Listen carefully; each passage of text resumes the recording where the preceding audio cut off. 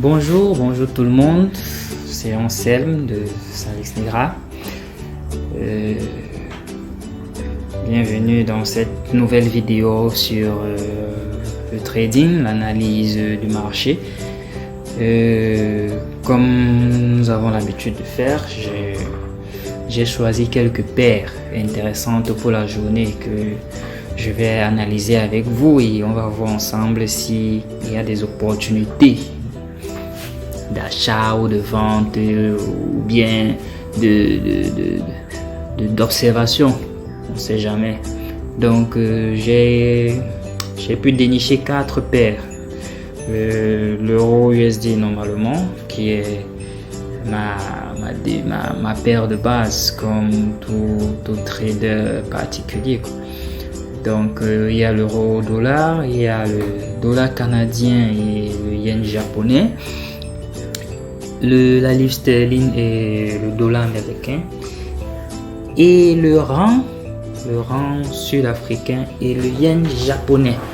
Donc voilà les 4 paires qu'on va ensemble analyser aujourd'hui et on va voir ce que ça peut donner. Donc j'espère que vous êtes prêts. Et avant de continuer, je vous prie de déposer un petit pouce et vous abonner à la chaîne pour recevoir les prochaines alertes lorsque nous allons poster nos vidéos d'analyse et nos études sur le trading. D'accord, je suppose que c'est fait. Allons-y. L'euro USD, donc là actuellement nous sommes sur du 1 heure. Grosso modo, on a une grosse tendance haussière à partir du 28 avril jusqu'au 1er mai et ensuite c'est la baisse. Donc voilà un peu l'information qu'on a de façon globale sur une heure. Donc elle n'est pas suffisante, sauf s'il faut zoomer pour pouvoir détecter les niveaux importants de support, résistance et tout le reste. Donc pour faciliter la tâche, nous allons monter sur du 4 heures. Donc nous allons monter sur 4 heures pour voir ce qui se passe sur 4 heures. Donc voilà 4 heures. L'idéal c'est pas de souvent trop zoomer, donc on veut avoir ce qui se passe récemment sur le marché, donc des informations récentes, c'est ça qui nous intéresse. Vous pouvez zoomer si vraiment vous n'avez pas assez d'informations sur l'écran, mais là je pense que ça me suffit pour comprendre un peu ce qui se passe.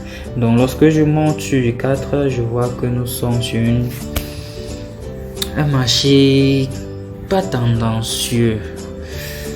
Ça fait du zigzag à l'horizontale, donc en quelque sorte nous sommes sur du range, donc une sorte de couloir qui se forme. Donc rapidement voilà les niveaux que moi je peux vous tracer très rapidement. Ici là et plus haut. Donc voilà les récents niveaux de support et résistance. Donc on peut voir que le prix en quelque sorte est emprisonné dans ce niveau depuis le 1er avril. Donc depuis le 1er avril on est dans une sorte de range. Et là, le prix vient récemment de taper sur le support qui est à 1.07686, en fait sur la zone de support quoi, représentée par cette ligne.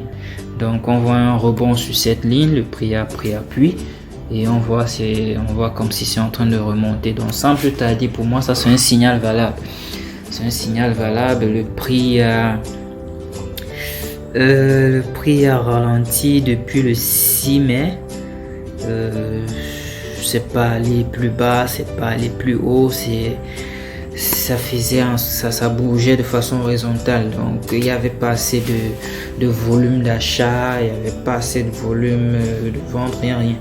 On dirait que les participants du marché attendaient une certaine information. La négociation était très compliquée en quelque sorte. Donc je vais essayer de voir ce qui concerne les volumes. D'accord, donc vous voyez il n'y a pas du tout du volume dans cette zone et justement le volume vers l'achat commence là avec ces petites bougies. Pour ceux qui suivent nos formations, cette bougie c'est des bougies d'indécision. Donc elles ont un gros sens au niveau de ce qui se passe sur le marché. Donc quand vous voyez une bougie de ce genre, c'est de l'indécision. Il y a de fortes chances que la prochaine bougie, si elle est large, longue, comme on peut voir là, que ce soit une bougie de confirmation qui montre une prochaine tendance. Donc là, directement, je fais un achat. Donc cette stratégie, ce signal est valable en fait. C'est un signal fort. Ça me dit d'acheter. Donc l'achat, qu'est-ce qui va se passer? J'achète là et le profit, c'est quelque part au niveau de la résistance, tout simplement. Tout simplement. Donc on place un ordre d'achat et le stop de protection, il est là en bas. Donc ça dépend maintenant si vous êtes un trader agressif, si vous êtes conservateur, ou est-ce que vous pouvez placer le stop loss. Donc généralement c'est conseillé de laisser assez d'espace. Le but du stop loss, c'est pas comment je vais dire, c'est pas trop de ne pas perdre l'argent, parce qu'en tant que trader nous perdons de l'argent, donc c'est normal de perdre de l'argent. Le stop loss, le but c'est d'invalider notre analyse, donc une façon de dire que ça ne va pas aller dans notre sens. C'est ça le but du stop loss. C'est inutile de mettre un stop loss que le marché va redescendre, toucher votre stop loss puis repartir dans la direction prévue. Donc c'est pour ça que je recommande à nos apprenants de mettre des stop loss très éloignés. Donc là je prends une position longue ici, un take profit à ce niveau et un stop loss très bas à ce niveau. Je vais mettre le stop loss très bas là, comme vous pouvez le voir.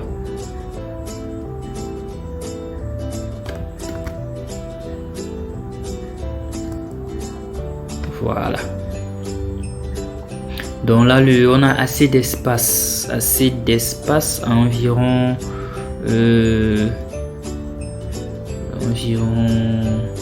100 pips. Environ 100 pips de stop loss, c'est bien, c'est pas mauvais. Et le take profit, on le met là quelque part. Donc on a un risque reward de 1.5, c'est pas mal. C'est le minimum quoi, le minimum que je peux vous conseiller. Mais l'idéal c'est 2. Et si votre analyse vous donne un risk reward inférieur à 1.5, je vous conseille de laisser. Bon, ça ne vaut pas la peine. Le trading c'est une activité de statistique. Il faut faire en sorte que la statistique soit de votre côté. Donc ce trade il est valable, vous achetez selon votre règle de risk reward que vous pouvez appliquer. Donc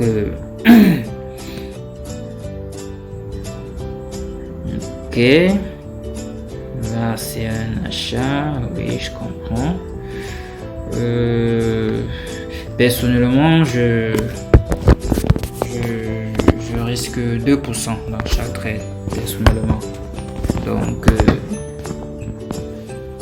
2% de 13 000 $.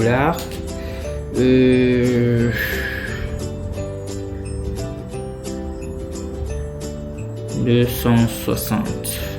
Ok. Donc le take profit il sera au niveau 1.0987.5. Le stop il sera 100 pips plus bas. Voilà. Et là le stop 100 pips plus bas c'est 4 $. Donc je risque 260 $.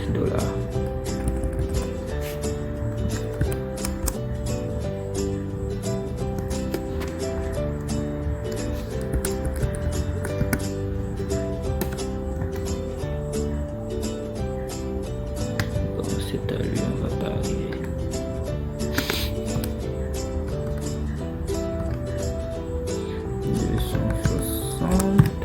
Ok, donc le risque est à 260 $. Le profit est à 397 $. Donc Là, je pense que c'est ok. 13 000 dollars. Et j'achète. Voilà. La transaction a été placée avec succès. Donc voilà pour l'euro-dollar. Je place la transaction et je quitte. Donc vous voyez, c'est très simple, c'est pas compliqué. L'analyse ne doit pas être compliquée. Vous devez avoir votre stratégie et la mienne elle est simple. J'achète le support, je vends la résistance. Basta. Donc là nous allons passer à la livre sterling USD. Great Britain Pound USD. Ok. En fait, la livre sterling et le dollar américain sont en quelque sorte généralement corrélés. Donc c'est des paires qui vont souvent ensemble. On ne conseille pas trop de les trader en même temps. Vu que si la livre sterling dollar monte, l'euro USD monte. Si livre sterling dollar baisse, l'euro USD baisse. Mais juste pour souci d'analyse, je vais un peu vous montrer comment j'analyse cette paire. Donc là c'est la même chose, on a une sorte de range. Ça a l'air d'être une tendance, mais c'est pas du tout une tendance. Une tendance c'est un plus haut qu'un plus bas précédent, etc. Ou bien un plus bas que le plus bas précédent. Mais là on a un plus bas ici, un plus haut là. Le plus bas est supérieur au plus bas précédent, c'est bien. Mais le plus haut, il n'est pas supérieur au plus haut précédent. Donc ça annule, c'est pas une tendance. Donc automatiquement, je vais commencer à penser à une stratégie de range. Donc je vais mettre mes niveaux là, tout simplement, sans stress. Sans trop stresser, je vais mettre là. On voit les niveaux que je peux dénicher, les niveaux majeurs que je peux dénicher. Donc là on a notre mèche, une très belle mèche d'indécision. Donc les acheteurs ont rejeté tout ce prix. Donc vous voyez, de 1.2343 jusqu'à 1.2260. Les vendeurs ont rejeté 75 pips. 75 puis le prix est redescendu jusque là en bas, c'est pas resté. Les vendeurs n'ont pas pu maintenir le prix jusqu'à ce niveau. Les acheteurs l'ont rejeté. Donc ça a fermé là et on voit 3 bougies, 2 bougies qui se suivent. Donc c'est un signal. C'est un signal d'achat. Un signal d'achat. Donc le pin bar, c'est l'une des bougies les plus importantes que vous allez trouver dans le trading. Lorsque vous voyez un pin bar sur un niveau de support résistance, ça a un sens énorme à ne pas négliger. Tout comme vous pouvez le voir ici, là, c'est toujours un pin bar ici, là, sur une zone de support résistant. Vous voyez un pin bar et suivi d'un marée-bouzou, une bougie de confirmation. Et qu'est-ce qui se passe après? Le prix monte. Même chose encore ici, là, sur ce support. Vous voyez le pin bar, plutôt le marteau inversé, quoi. Donc c'est toujours une forme de pin bar, toujours forme de marteau, quoi. Donc, vous le voyez après le marché qui remonte vers la hausse.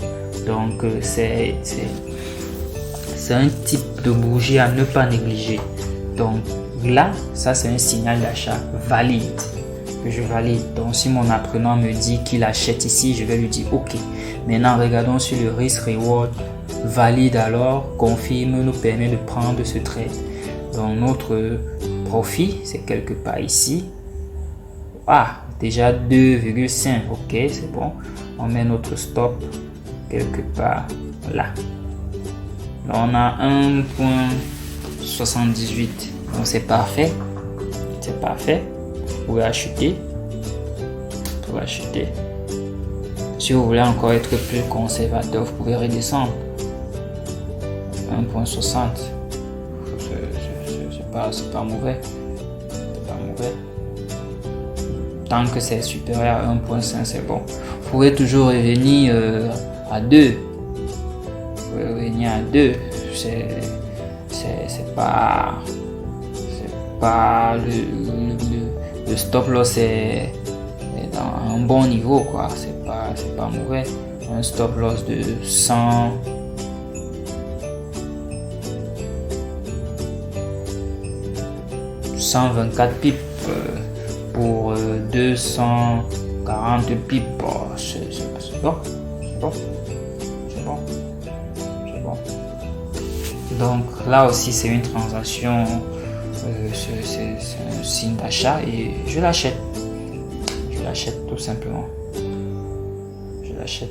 Mais comme je vous dis, c'est aussi corrélé, quoi. Donc souvent on ne le fait pas. On a acheté déjà l'euro USD. Ça ne sert à rien d'acheter la livre sterling dollar, quoi. C'est un peu doubler son risque. Donc, en tant que trader, il faut regarder, il faut faire gaffe au côté risque. Il ne faut pas toujours regarder côté gain.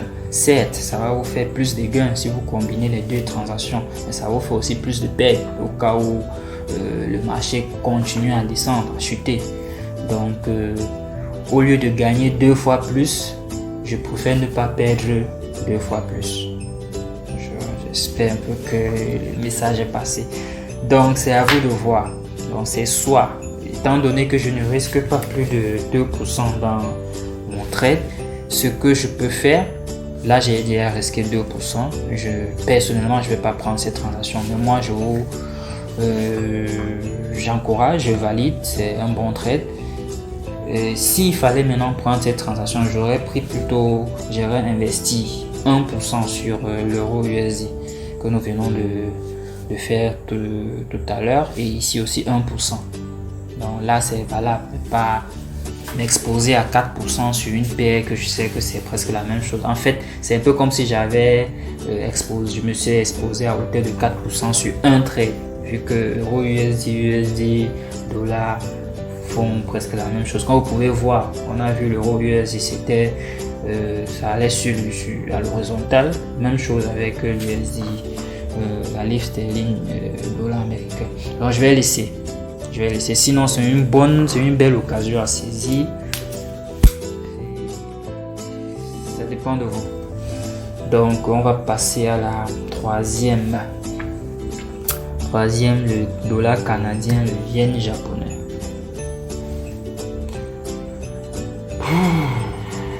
Nom de Dieu. Apparemment tous les marchés sont en train de faire du surplace, aucune tendance nulle part.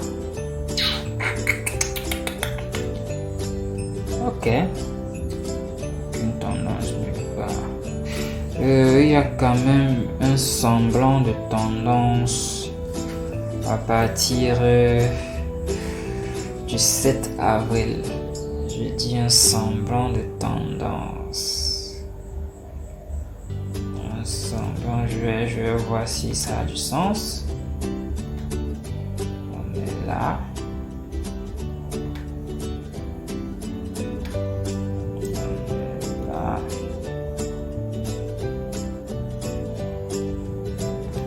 on met là. C'est une tendance.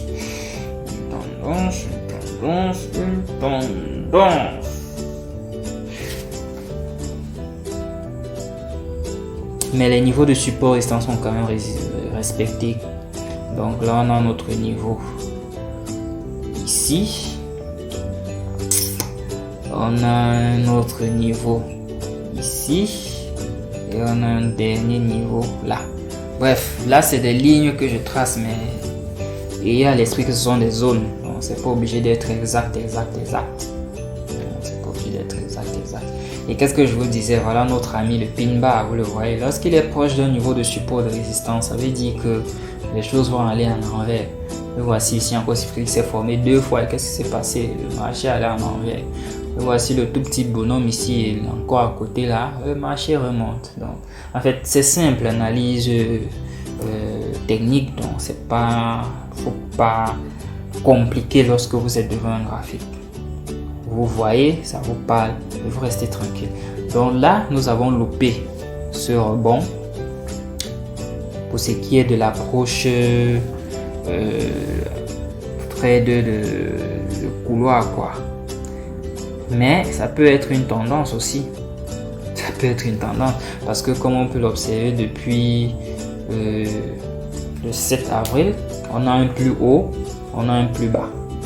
On a un plus haut qui est plus bas que le précédent plus haut. Et on a un plus bas qui est plus bas que le précédent plus bas. Donc, ce qui risque de se passer ici là, c'est que le prix n'arrive pas à ce niveau de résistance. Ça confirme que c'est une tendance. Mais si ça arrive au niveau de la résistance, on attend un signal de retournement, de vente pour entrer dans la transaction. Donc, ce que je vais faire, c'est avoir des deux analyses en vue. Donc, je place mon outil Fibo.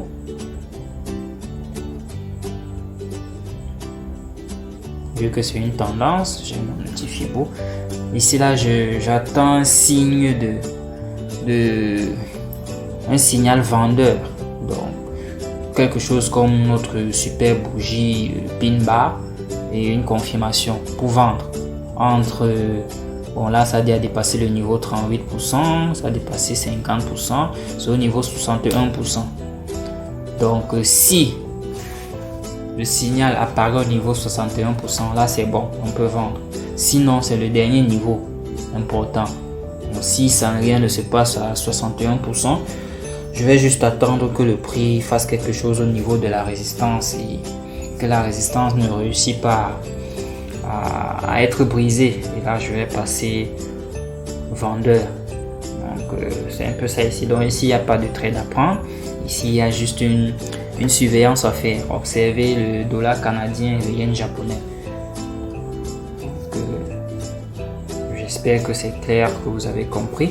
Donc, nous allons passer directement à la dernière paire, le RAN et le yen japonais.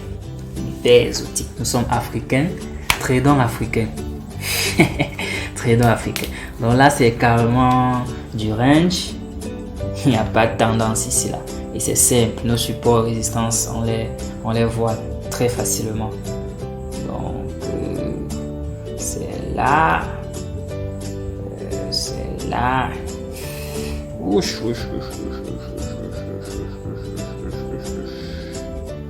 Bon, ça, ce sont des niveaux récents. Ce sont des niveaux récents. C'est plutôt une ligne de tendance qu'il faut faire ici là. Pour voir si ça ne forme pas un triangle. Pour voir si ça ne forme pas un triangle. Là. Comme ça.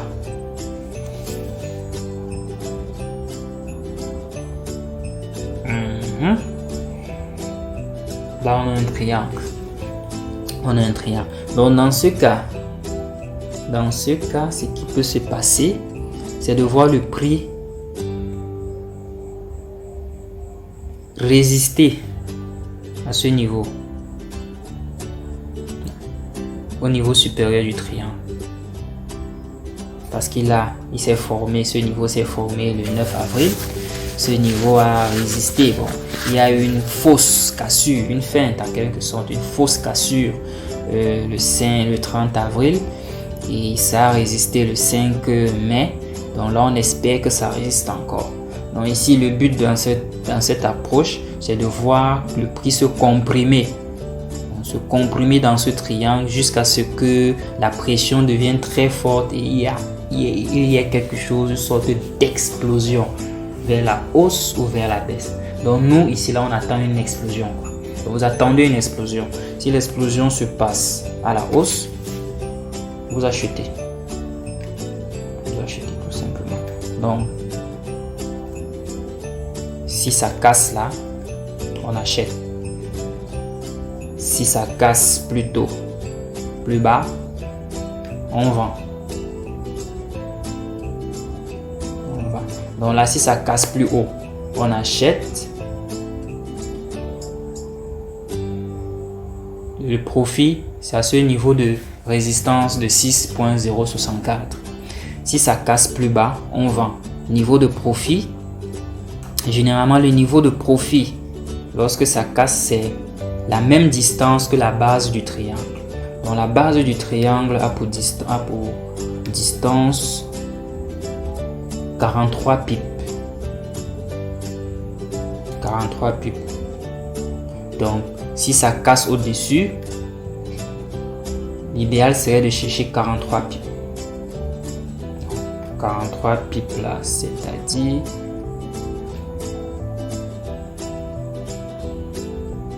quelque part ici. Parce que là, le triangle, c'est une stratégie de continuation de tendance. Donc, il y a eu une tendance, après le prix a essayé de consolider, les gens sont venus prendre des profits, etc. etc. Donc, le volume sur le marché a tari, il y a la peur et tout ça, donc ça fait une sorte de couloir et ça se compresse au bout. Ou bien l'attente d'une information économique qui sera diffusée dans le futur. C'est ça qui forme les triangles. Lorsqu'elle casse, c'est seulement pour créer une tendance.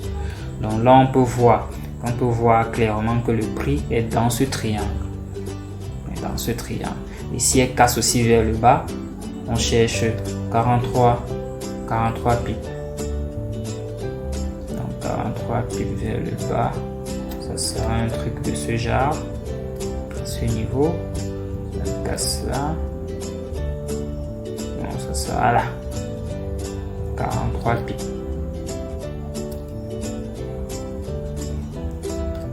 Voilà, c'est comme je vous disais, donc il y a une tendance précédente, vous voyez, il y a une tendance précédente, le prix est descendu, après ça a commencé à faire du triangle, ça a commencé à dessiner un triangle formation. Donc là on attend la cassure tout simplement, et la cassure, généralement ça c'est un triangle qui apparaît à la suite d'une tendance baissière, c'est continuation. Donc, généralement, c'est la continuation qu'il faut espérer. Mais dans ce cas, pour être prudent, on cible où est-ce que le triangle va casser. Donc, si le triangle casse vers le bas, donc l'idée ici là que la tendance baissière va continuer, c'est parce que le prix est en train de se comprimer vers le bas. Donc on a la base là, le 5 avril, le prix remonte, elle redescend le 22 avril, elle ne remonte pas au même niveau, elle remonte à un niveau inférieur, elle redescend pour ne pas remonter encore au même niveau. Donc la pression du prix c'est vers le bas. Par contre, le support reste le même. C'est la résistance qui est en train de venir rejoindre le prix. Donc à chaque fois, le prix n'est pas capable d'atteindre le niveau, la résistance supérieure. Elle crée une résistance inférieure à chaque fois. Donc elle est en train de redescendre. Il n'y a pas assez de puissance pour la repousser vers le haut. Donc c'est pour ça que la thèse d'une cassure vers le bas est plus valable que la thèse d'une cassure vers le haut. Donc l'idéal ici serait que ça casse vers le bas. La descente sera encore plus grande. Mais bon, c'est aussi une stratégie, c'est aussi une paix à observer, à rester en alerte. Et dans les prochaines vidéos, je vais vous faire des mises à jour et on verra comment ça se passe au fil du temps. Donc j'espère que vous avez compris quelque chose. Les vidéos ne sont pas des cours, nous avons des formations de trading pour tous ceux qui veulent approfondir. Donc les vidéos c'est pour vous montrer comment nous analysons le marché, comment nous entrons dans le marché et comment nous prenons les positions. Donc si vous avez des questions, n'hésitez pas à les mettre en commentaire. Et encore, n'oubliez pas de liker la vidéo et cliquez sur le bouton de notification pour recevoir directement nos prochaines vidéos. Je vous remercie. Agréable journée.